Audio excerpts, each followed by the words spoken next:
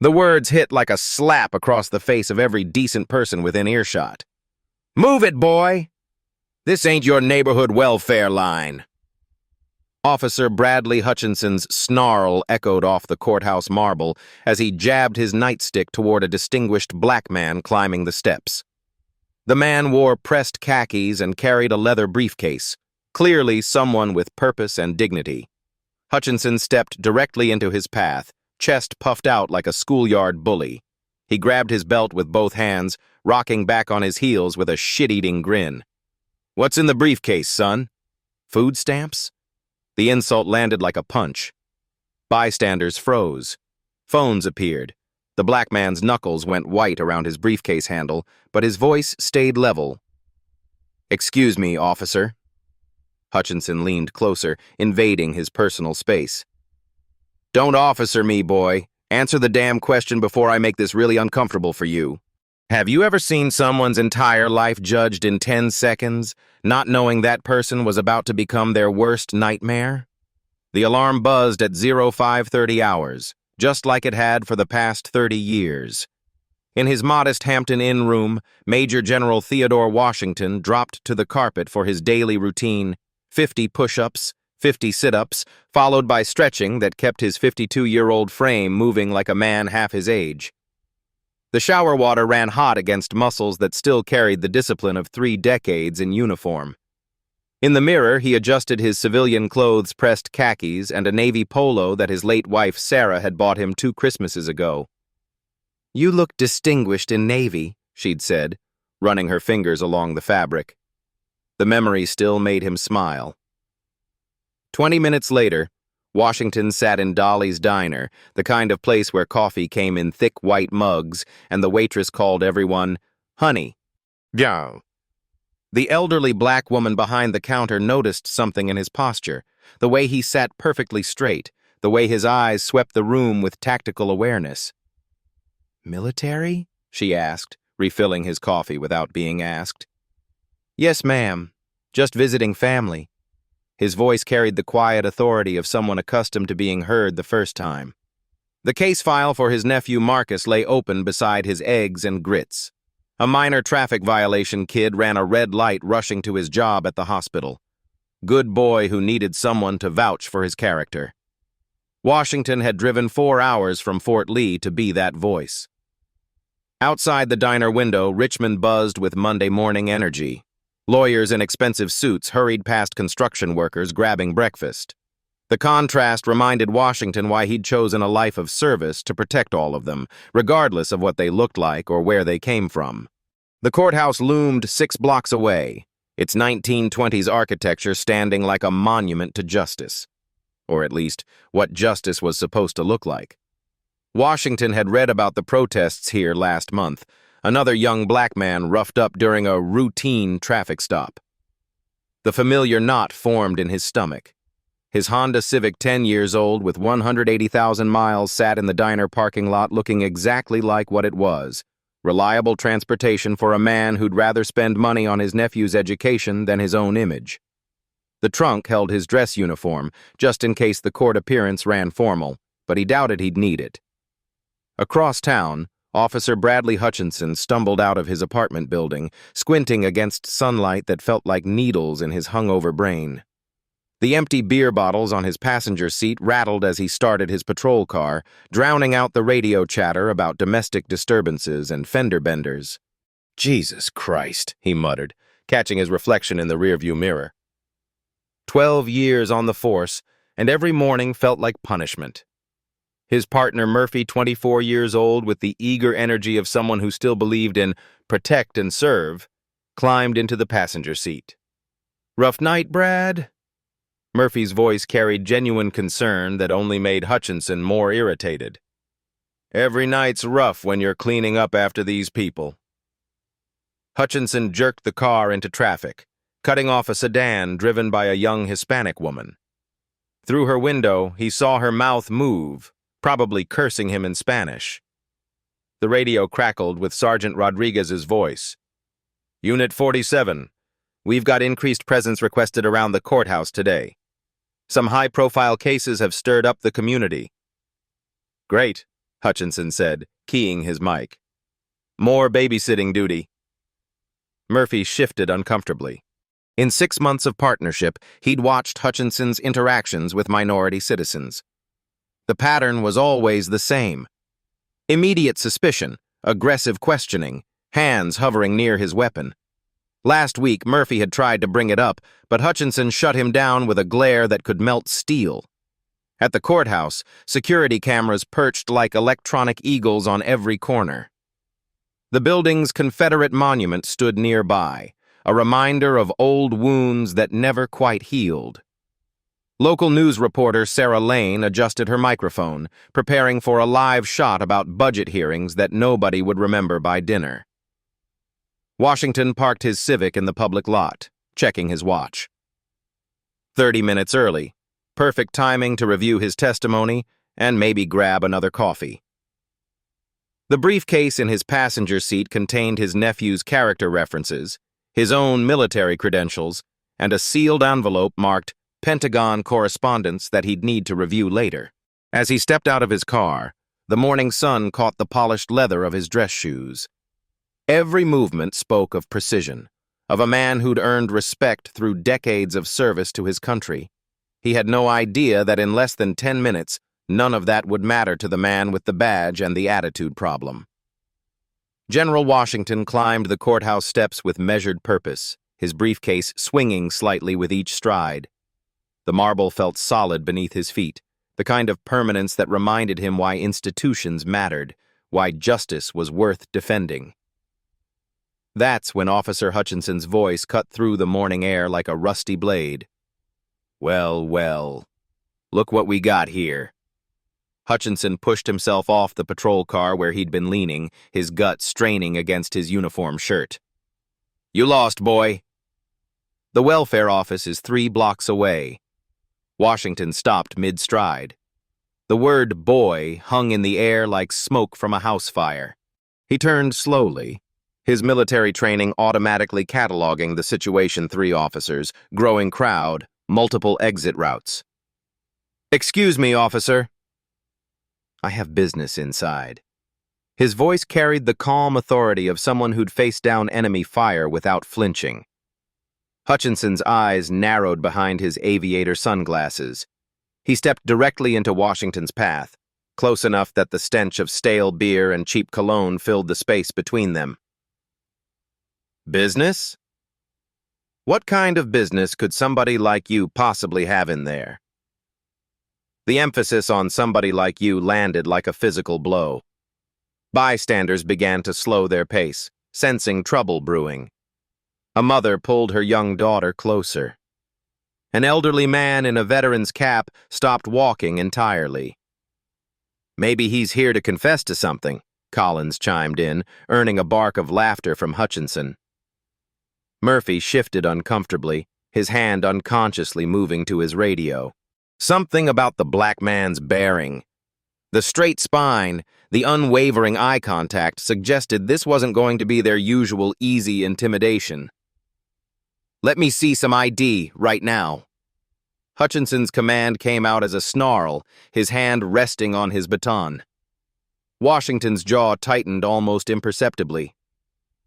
Am I under arrest, officer? What's the probable cause? The legal knowledge caught Hutchinson off guard for a split second before his face reddened. Don't get smart with me, boy. I asked for ID, not a law lesson. Brad, maybe we should... Murphy started.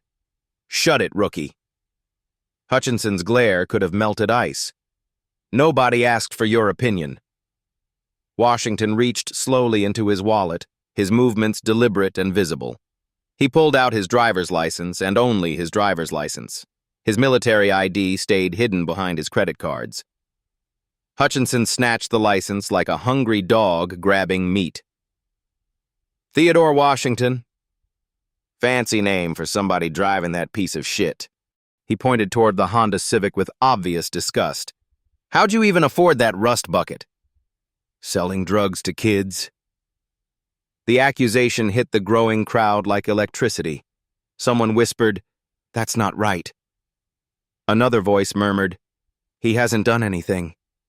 Washington's hands remained at his sides, but every muscle in his body coiled with controlled tension. "Officer, I don't use drugs. I'm here for legitimate court business." "Sure you are. And I'm the damn president." Hutchinson handed the license to Collins while pulling out his own phone to run the name through the system.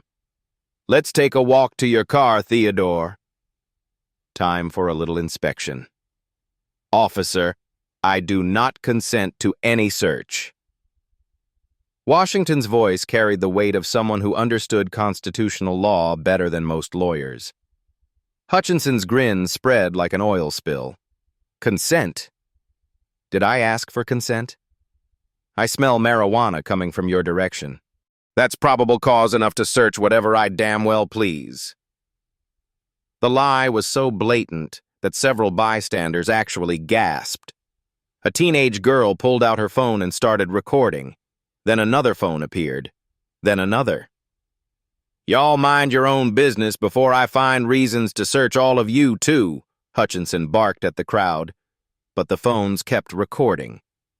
Washington assessed the situation with military precision. Corrupt officer, escalating situation, innocent bystanders, multiple recording devices. The smart play was compliance under protest, document everything, fight it in court later.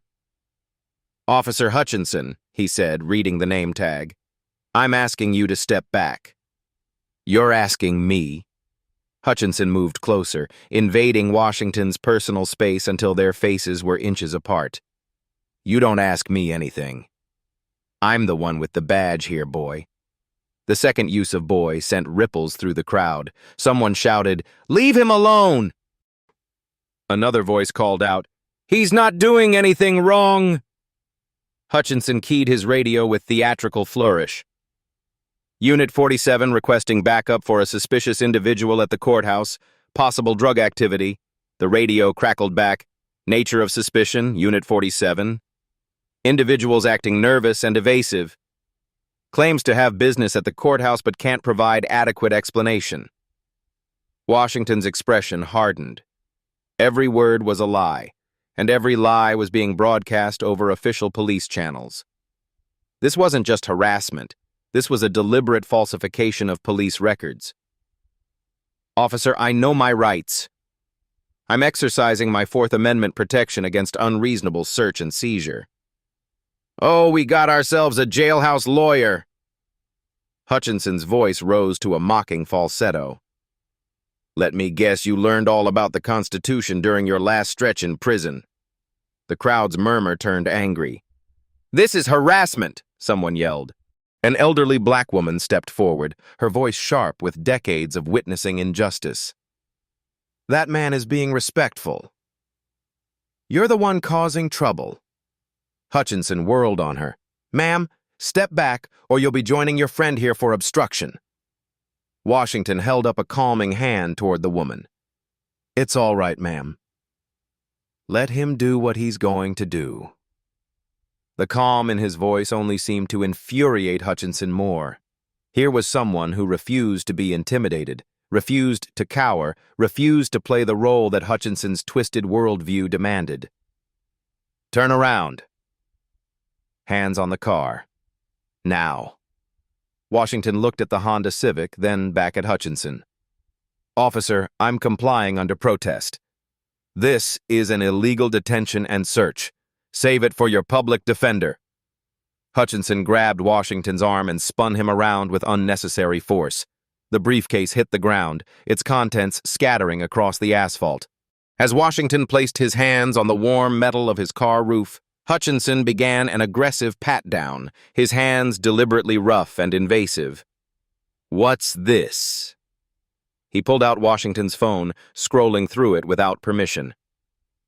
"That's my phone. I'd prefer if you didn't." "Who are you calling? Your dealer? Your probation officer?" Hutchinson's voice carried the tone of someone enjoying inflicting humiliation. Murphy picked up the scattered papers from Washington's briefcase, his eyes widening as he read the official letterheads. "Brad, you need to see this stuff." "What stuff?" Hutchinson kept one hand on Washington's back while grabbing the papers. His eyes scanned military correspondence, Pentagon letterhead, documents with classification markings. "Stolen valor," he announced loudly, holding up a letter addressed to Major General T. Washington. "Figures. Probably bought this whole setup at a surplus store to impress people." Washington's voice remained steady despite the cuffs pressing into his wrists. "Officer, those are my service documents." "Service?" Hutchinson's laugh was ugly, full of contempt. "You? In the military?" "Right. And I'm General fucking Patton." The crowd had grown to nearly 30 people now. Phones were everywhere, recording every illegal action, every racist comment, every violation of civil rights happening in broad daylight on the courthouse steps. News reporter Sarah Lane had noticed the commotion and was making her way over with her cameraman. "Officers, can you tell us what's happening here?" Hutchinson pretended for the camera like a peacock showing off his feathers. "Routine investigation of suspicious activity. This individual was acting nervous around the courthouse and had what appeared to be stolen military items in his possession." Washington glanced at the camera but remained silent. Everything was being documented now. Every lie, every illegal action, every moment of this travesty was being preserved for the world to see. The phone in the evidence bag began to ring. Then it rang again. Hutchinson ignored it, too caught up in his performance for the news camera to notice that the caller ID read Pentagon, Chief of Staff. As the phone continued to buzz with increasing urgency, Washington closed his eyes and took a deep breath. 30 years of military service had taught him patience. Sometimes the best weapon was simply letting your enemy destroy himself. He had no idea how prophetic that thought would prove to be. Hutchinson popped the Honda's trunk with the swagger of a man who believed his badge made him untouchable. Inside lay a military duffel bag, pressed uniforms hanging in garment covers, and an official manila envelope sealed with red wax. Well, well, well. Look what we got here. He pulled out the duffel bag and unzipped it with theatrical flair. "Murphy, come see this amateur hour bullshit." Murphy approached reluctantly, his face already showing doubt. Inside the bag, perfectly folded military utilities, spit-shined dress shoes, and ribbons arranged with precision that spoke of decades of service. The organization was flawless, not the random collection of surplus store items Hutchinson expected. "Brad, this stuff looks really official."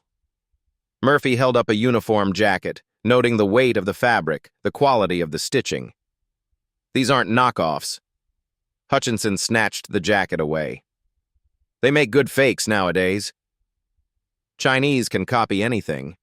He held it up to the crowd like evidence in a trial. "Stolen valor, ladies and gentlemen. This man's pretending to be a soldier to get sympathy and handouts." Washington's voice cut through the morning air, calm as a lake before a storm. "Officer, those are my service uniforms. I've worn them proudly for 30 years. 30 years? Hutchinson's laughter was harsh, mocking. "What did you serve, boy? Time in county lockup?" The crowd's anger was building like pressure in a boiler. Someone shouted, "This is wrong!" Another voice called out, "Leave that man alone!" But Hutchinson was drunk on his own power now, feeding off the attention. Sarah Lane stepped closer with her cameraman. "Sir, can you state your name for our viewers?" Washington glanced at the camera, then back at Hutchinson. Something in his eyes, a flash of steel beneath the calm surface, made Murphy take an unconscious step backward. "Keep that camera rolling," Washington said quietly. "Document everything." Hutchinson tore open the sealed envelope with the enthusiasm of a child opening Christmas presents. Inside, classified documents bearing Pentagon letterhead, correspondence marked Major General T. Washington, and orders with security classifications that made Murphy's eyes widen. "All fake," Hutchinson announced, waving the papers at the camera. "These computer geeks can make anything look official nowadays. Probably downloaded these templates off the internet." Murphy grabbed one of the documents, studying the official seals, the watermarks, the classification stamps. His police training had taught him to recognize government documentation. Brad, these don't look fake. They look really, really real. Everything's fake with these people, Hutchinson sneered.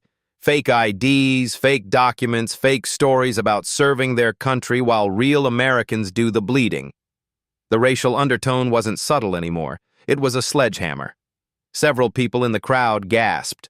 A veteran in a Marine Corps cap stepped forward, his face red with anger.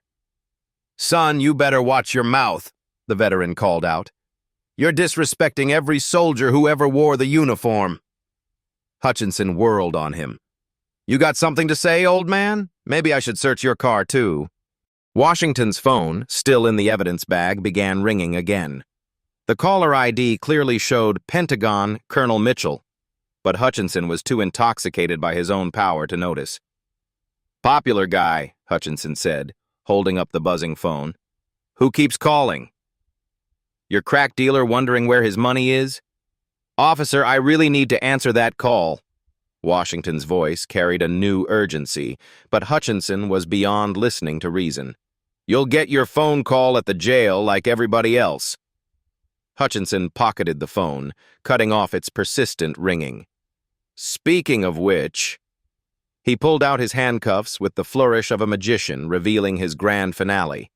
The metal caught the sunlight, glinting like a promise of humiliation. "Theodore Washington, you're under arrest for theft of government property, impersonating a military officer, and obstruction of justice." The crowd erupted. "No! This is bullshit.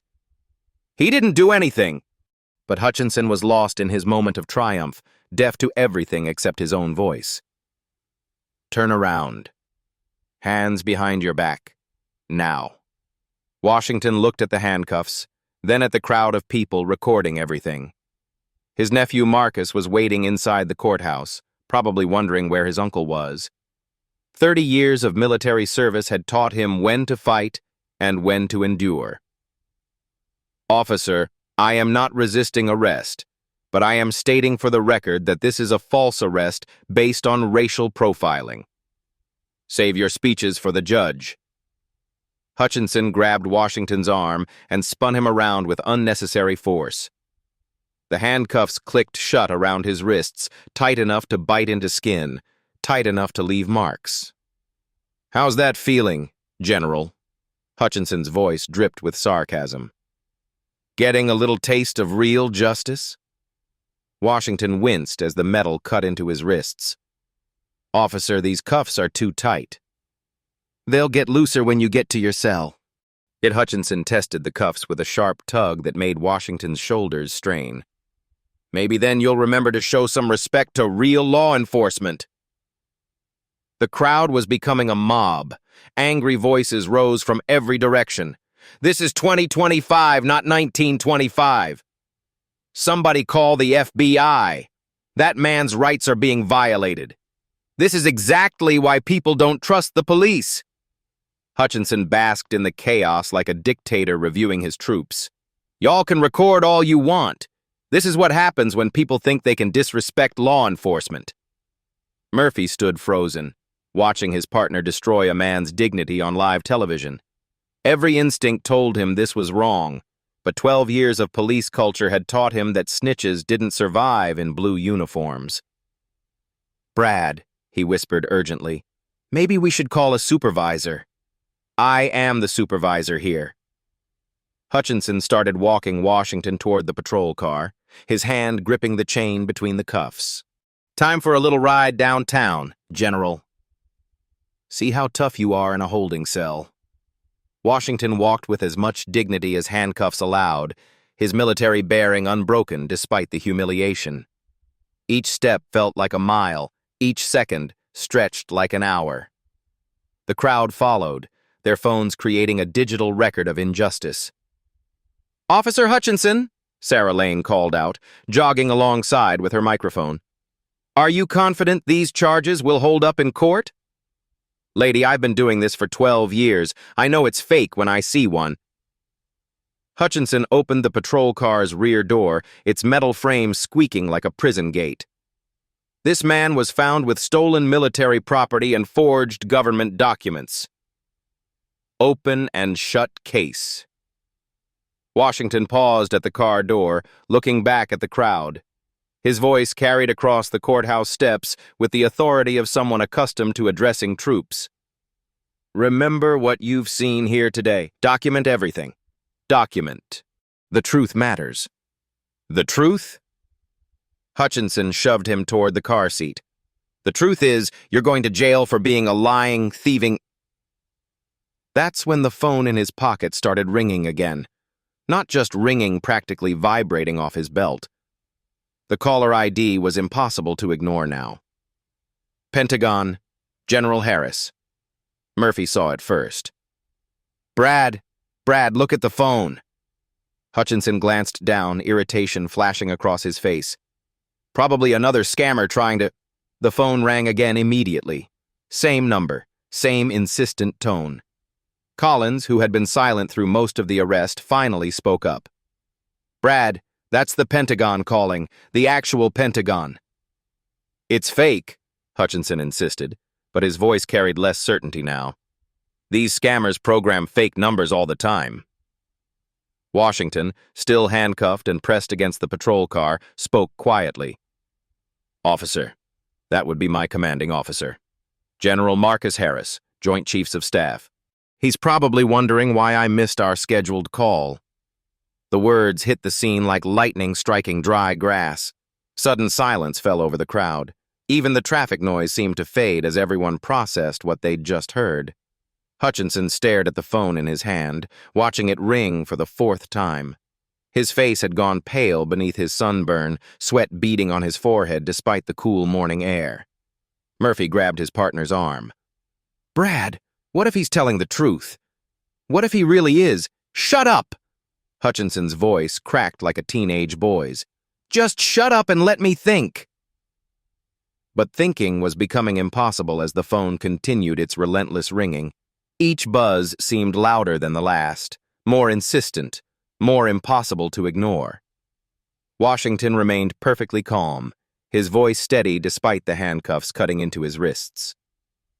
Officer, I strongly suggest you answer that call. General Harris doesn't like to be kept waiting. The phone's fifth ring echoed across the courthouse steps like a church bell tolling Judgment Day. Murphy's eyes darted between the device and his partner's increasingly pale face. Brad, you have to answer it. Murphy's voice barely rose above a whisper. What if he's really... He's not! Hutchinson's voice cracked, but his hand trembled as he held the still buzzing phone. The caller ID glowed like an accusation. Pentagon, General Harris. Collins stepped closer, reading over Hutchinson's shoulder. That's a 703 area code. Virginia. Pentagon's in Virginia. The crowd had gone silent, every eye fixed on the three officers standing around a handcuffed man who somehow seemed more in control than any of them. Sarah Lane held her breath, sensing that history was about to unfold on live television. Washington's voice cut through the tension like a blade through silk. Officer Hutchinson, I am Major General Theodore Washington, United States Army. That phone call is from my commanding officer, and he's growing very impatient. The words hung in the air like smoke from an explosion. Murphy's face went white. Collins actually took a step backward. Hutchinson stared at Washington as if seeing him for the first time. You're lying. But the conviction had drained from Hutchinson's voice like water from a broken dam. The phone rang again. Louder, more insistent. Answer it. Washington's tone carried the quiet authority of someone who'd commanded thousands of soldiers. Please. Murphy grabbed the phone from his partner's frozen hand. I'm answering it. Collins, don't you dare, Hutchinson started. But Collins had already swiped to accept the call. He held it to his ear, his hand shaking like a leaf in a hurricane. This is Officer Collins, Richmond Police Department. The voice that erupted from the speaker was loud enough for everyone within 10 feet to hear clearly. It carried the unmistakable authority of someone accustomed to moving armies. "Where the hell is General Washington? Put him on the phone right now!" Collins jerked the phone away from his ear as if it had burst into flames. The crowd gasped. Someone whispered, "Oh my God!" Sarah Lane's cameraman zoomed in on Collins's terrified face. "Sir, he's currently..." Collins stammered. "He's currently what, officer?" Washington spoke calmly from beside the patrol car, still handcuffed. "Tell him I'm in police custody." Collins swallowed hard. "Sir, he says he's in police custody." The explosion of profanity that followed would have made a drill sergeant blush. "He's what? Who the hell arrested a 2-star general?" Hutchinson's face had gone from pale to green. His legs wobbled like a newborn colt's as the magnitude of his mistake crashed down on him like an avalanche. "Put whoever's in charge on the phone. Now." Collins thrust the device toward Hutchinson like it was radioactive. "He wants to talk to you." Hutchinson's hands shook so violently he nearly dropped the phone twice before getting it to his ear. This is Officer Bradley Hutchinson, Richmond PD." "Officer Hutchinson? What is your badge number?" 2847, sir." His voice came out as a squeak. "Badge 2847, you have just arrested one of the most decorated generals in the United States Army. General Washington has top-secret clearance and is scheduled for a Joint Chiefs meeting in 3 hours." The crowd erupted in gasps and murmurs. Phones captured every moment of Hutchinson's public humiliation. A veteran in the crowd actually saluted toward Washington. "Sir, he didn't identify himself as military," Hutchinson pleaded desperately. "He's under no legal obligation to identify himself to you. He hasn't committed any crime." Washington spoke clearly from his position against the patrol car. "General Harris, I'm currently handcuffed and was about to be transported to jail." "You're handcuffed?" If Harris had been loud before, now he was thermonuclear. "Officer Hutchinson, remove those handcuffs immediately, or I'll have the FBI investigating your department before lunch." Hutchinson fumbled frantically for his keys, his hands shaking so badly he dropped them twice. Murphy had to help him unlock the cuffs that had left angry red marks around Washington's wrists. The moment the metal clicked open, Washington straightened to his full height. The change was instantaneous and dramatic-like watching a sleeping lion wake up. His military bearing, no longer constrained by handcuffs, radiated the unmistakable presence of command authority. "General Harris," Washington said, taking the phone with calm dignity. "I apologize for missing our scheduled call. I was detained while attempting to enter the courthouse. Ted, are you hurt? Do you need medical attention?" "I'm fine, sir. Just some minor abrasions from the restraints." Washington flexed his wrists, the red marks visible to every recording phone. "I'm calling the Attorney General." "This is a federal civil rights violation." The crowd had begun to murmur and point. Word was spreading through the gathering like wildfire. "He's really a general. A real general. They arrested a general." Hutchinson stood frozen, his career flashing before his eyes like a man drowning. 12 years of service, ending in 12 minutes of stupidity broadcast to the world. Collins backed away from his fellow officer as if proximity might be contagious. Murphy stared at the ground, unable to meet anyone's eyes. Washington ended the call and handed the phone back to Collins with military precision. When he spoke, his voice carried across the courthouse steps with the authority of someone accustomed to addressing troops. "Officer Hutchinson, you have violated my constitutional rights, conducted an illegal search and seizure, and falsely arrested a United States military officer on fabricated charges." The power dynamic had shifted so completely that it felt like watching gravity reverse itself. The man who'd been handcuffed and humiliated now stood like a monument to dignity, while his tormentor shrank into himself like a deflating balloon. The wail of sirens cut through the morning air like banshees announcing the apocalypse. Sergeant Rodriguez's patrol car screeched to a halt at the courthouse steps, followed immediately by 2 more units and an unmarked sedan that could only belong to someone very high up the food chain. Rodriguez jumped out before his car fully stopped, his face already red with the kind of fury that comes from knowing your department just stepped on a landmine. His radio crackled with urgent chatter. All units be advised. Formal complaint filed by Pentagon regarding detention of General Theodore Washington. What in the holy hell happened here? Rodriguez's voice carried across the crowd as he surveyed the scene. News cameras, dozens of phones recording, and one of his officers looking like he'd seen his own ghost. Murphy stepped forward, his voice barely above a whisper. Sarge, Hutchinson arrested a general. A real general. Rodriguez's eyes found Washington, who stood with the unmistakable bearing of military command, despite his rumpled civilian clothes and the angry red marks around his wrists. Recognition hit like lightning. This was exactly what a general looked like when he wasn't trying to look like one. Officer Hutchinson. Rodriguez's voice could have frozen fire. Tell me you did not just arrest a United States military officer. Hutchinson opened his mouth, but no sound emerged. His face had gone beyond pale into a sickly gray that matched the courthouse marble. Rodriguez's radio erupted again. Sergeant Rodriguez, Chief Morrison requesting immediate return to station for all officers involved. The Pentagon has contacted the mayor's office. The crowd pressed closer, sensing blood in the water. Sarah Lane pushed through with her microphone extended like a sword.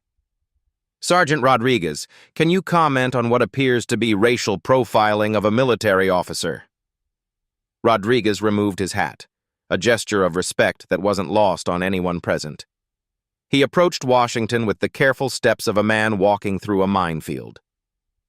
General Washington, on behalf of the Richmond Police Department, I offer my most sincere apologies for this completely unacceptable behavior. Washington's response was measured, professional, devastating in its calm authority. Sergeant, I want a full investigation and a complete report filed within 24 hours. Absolutely, sir. This will be thoroughly investigated. Rodriguez turned to face Hutchinson like a judge pronouncing a sentence. Badges, weapons, and radio, right now. Sarge, please. Hutchinson's voice cracked like a teenager's. Badge, weapon, radio, now! Hutchinson's hands shook as he unpinned his badge, the small piece of metal that had defined his identity for 12 years. The weapon came next, unholstered with trembling fingers and handed over like a surrendering soldier's rifle. Finally, the radio that had broadcast his lies to the entire department. You're suspended without pay pending full investigation. Rodriguez's words fell like hammer blows. Internal Affairs will be contacting you within hours. The crowd erupted in applause. Someone shouted, "About time!" Another voice called out, "Justice for the General." Washington held up a calming hand toward the crowd, then addressed Murphy and Collins directly. Officers, I hope you learn from this experience. Good police work requires respect for all citizens, regardless of color or appearance. Murphy stepped forward, his young face etched with shame. General, I'm sorry, I should have stopped this. Officer Murphy, recognizing wrongdoing is the first step toward preventing it. Washington's tone carried the patient authority of someone who'd mentored countless young soldiers. Collins nodded vigorously. Sir, this was completely wrong. We know that. Rodriguez was already coordinating damage control on his radio. Chief, we need legal affairs and public relations down here immediately. And, sir, you might want to prepare a statement for the media. Washington's phone buzzed with incoming calls. Pentagon colleagues, military legal affairs, and what appeared to be half the Joint Chiefs of Staff. He answered selectively, always professional, always calm.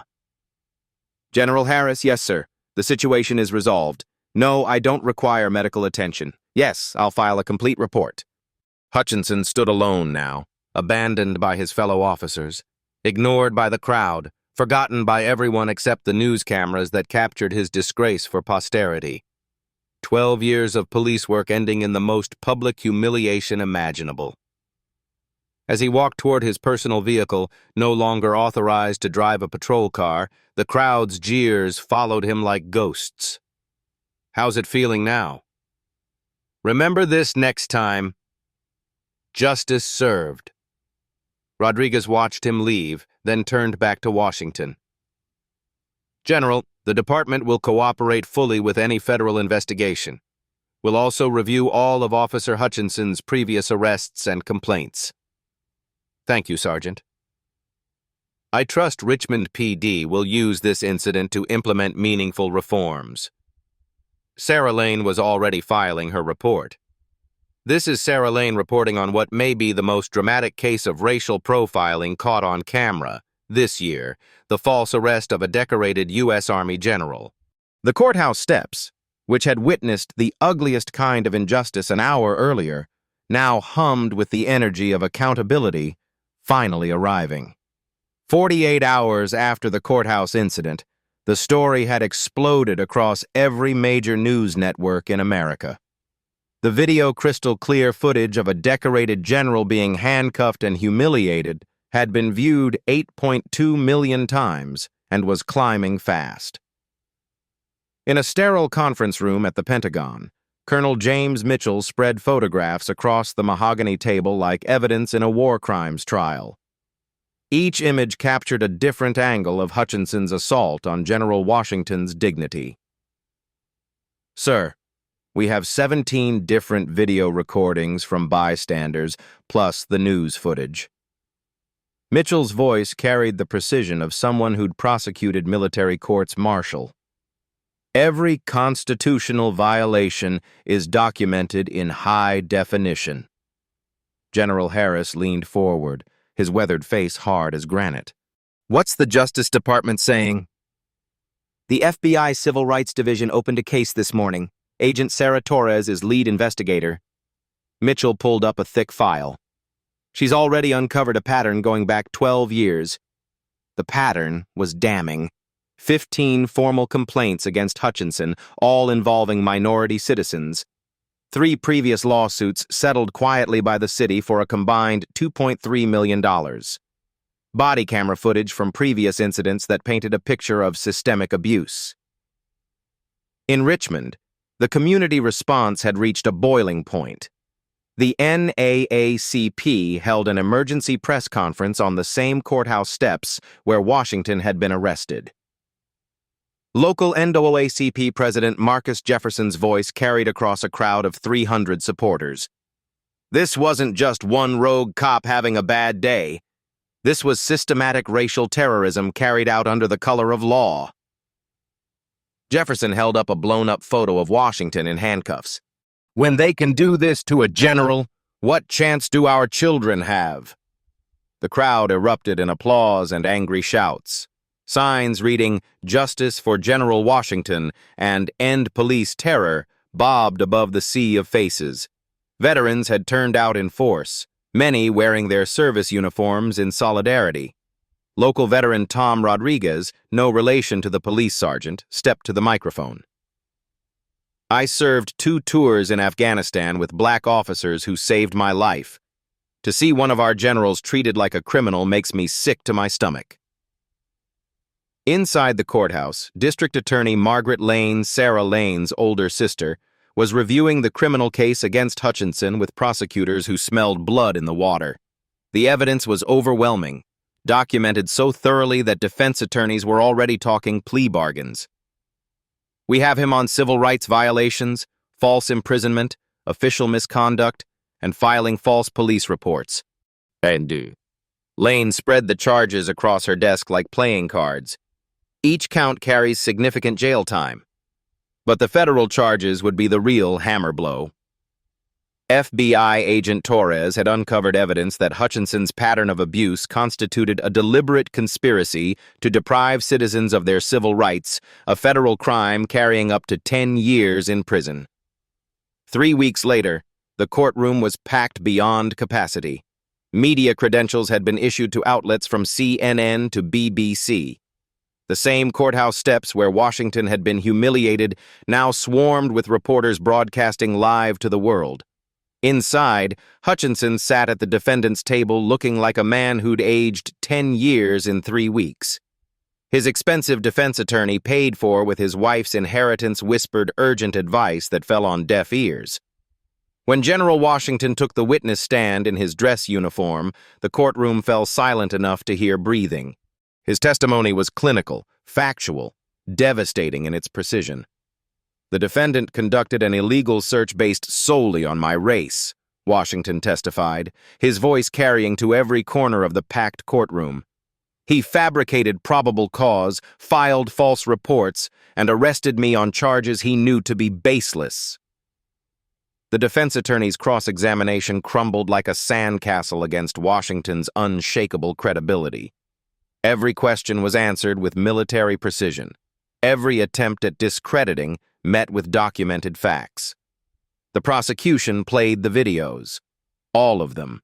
Every angle, every racist comment, every illegal action displayed on courtroom monitors while Hutchinson squirmed in his chair. The jury, 8 women and 4 men, including 2 veterans, watched with expressions ranging from disgust to outright anger. Additional victims testified about Hutchinson's past behavior. Maria Santos, a nurse, described being pulled over and searched because Hutchinson claimed she looked suspicious driving through a white neighborhood. James Thompson, a college professor, recounted being handcuffed outside his own home because a neighbor called police about a suspicious black man. Each testimony painted the same picture, a pattern of racial terrorism carried out under the protection of a police badge. The verdict came after less than 4 hours of deliberation. Guilty on all counts. The jury foreman, a white veteran who'd served in Iraq, read the verdict with visible satisfaction. Federal sentencing came 2 weeks later. Judge Patricia Williams, herself a black woman who'd faced discrimination throughout her legal career, handed down the maximum sentence allowed by law. Mr. Hutchinson, you took an oath to protect and serve all citizens. Instead, you used your position to terrorize and humiliate people based solely on their race. Judge Williams's voice carried the weight of history. Your actions against General Washington represent not just personal misconduct, but an assault on the very principles our military fights to defend. 2 years federal prison, 18 months additional on state charges, $75,000 in fines. Permanent ban from any law enforcement position anywhere in the United States. The civil lawsuit settlement came next, $2.8 million from the city of Richmond. General Washington donated every penny to establish the Theodore Washington Military Scholarship Foundation, providing full college scholarships for minority students pursuing military careers. But the most significant change was systemic.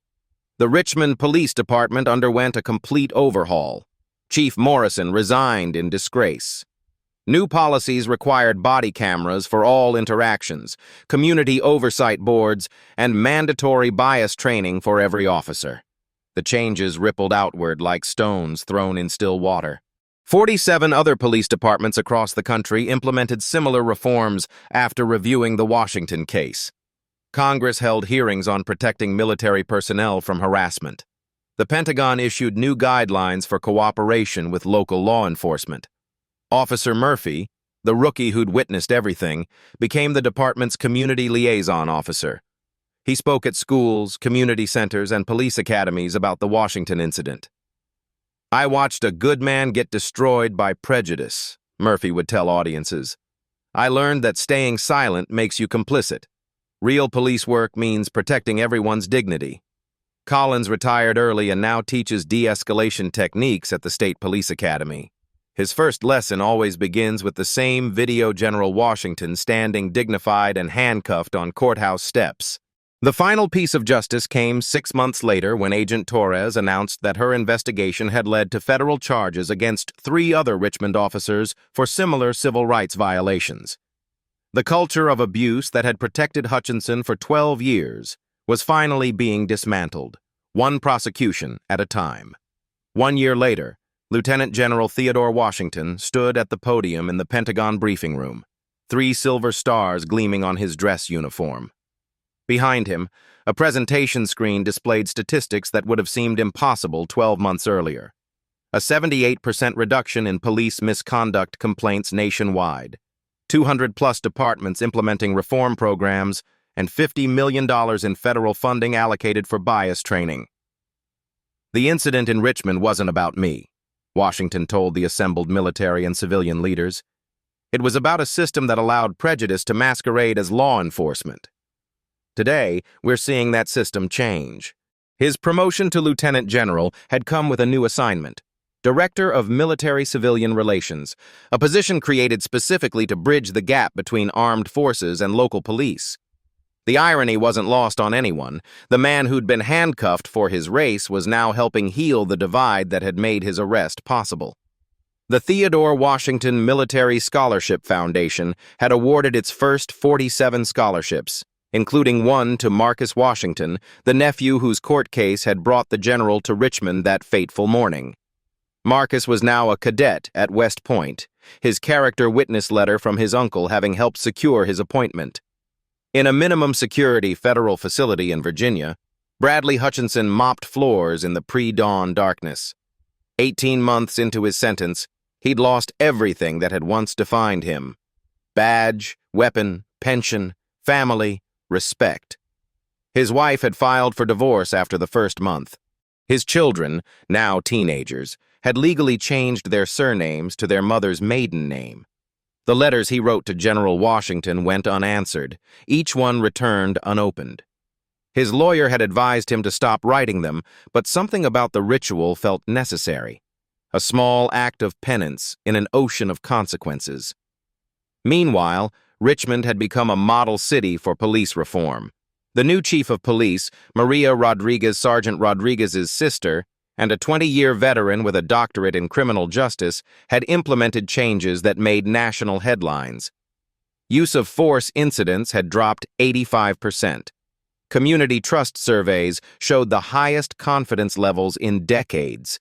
Officer Murphy, now Detective Murphy, ran the department's community outreach program. Every month he spoke at high schools about the Washington case, using it as a teaching moment about courage, accountability, and the difference between policing and serving. "I was there," he would tell students. "I watched a hero get treated like a criminal because of the color of his skin. I learned that staying silent makes you part of the problem." The courthouse steps where it all began now bore a small bronze plaque: "Justice for all. A reminder that dignity must never be denied." Tourists stopped to read it. Veterans left flowers. Students came for field trips to learn about civil rights in the modern era. Sarah Lane had won a Pulitzer Prize for her coverage of the story. Her documentary, One Call to the Pentagon, had been viewed 47 million times and was required viewing in police academies across 30 states. International human rights organizations cited the Washington case as proof that systemic change was possible when ordinary people refused to stay silent. General Washington kept a photo on his Pentagon desk, not of his arrest, but of the scholarship recipients at their first annual ceremony. 47 young faces, representing every ethnicity and background America had to offer, all committed to serving their country in uniform. His new wife, Colonel Lisa Martinez, often found him staring at that photo during late-night strategy sessions. "Thinking about Richmond?" she'd ask. "Thinking about the future," he'd reply. "These kids will be the leaders who make sure it never happens again." The ripple effects continued spreading. The video was shown in military leadership courses, police academies, and law schools. It had become a case study in how individual courage could catalyze systematic change. 3 Supreme Court justices had referenced it in opinions about police accountability. But perhaps the most meaningful change was invisible, in the thousands of traffic stops that ended with respect instead of escalation, in the police officers who remembered General Washington's dignity when deciding how to treat citizens, in the young people who saw that justice, however delayed, could still arrive. If you've ever witnessed injustice, don't stay silent. Your phone could record the next moment that changes everything. Your voice could be the one that demands accountability when systems fail. Share this story if you believe everyone deserves to be treated with dignity, regardless of color, background, or appearance. Comment below. What would you have done if you witnessed General Washington's arrest? How can we ensure this never happens to anyone else? Subscribe for more stories proving that ordinary people can create extraordinary change when they refuse to accept injustice as normal. Sometimes the smallest act of prejudice creates the biggest wave of progress. The question isn't whether justice will prevail, it's whether we'll be brave enough to document it, demand it, and never stop fighting for it. One call to the Pentagon changed everything. Your voice can too. The story you heard today wasn't cleaned up. It was told exactly as it happened. At Black Voices Uncut, we believe that's the only way truth can live. If you felt something, hit like, comment, and your reaction, and subscribe. Every week, we bring you voices that refuse to be silenced.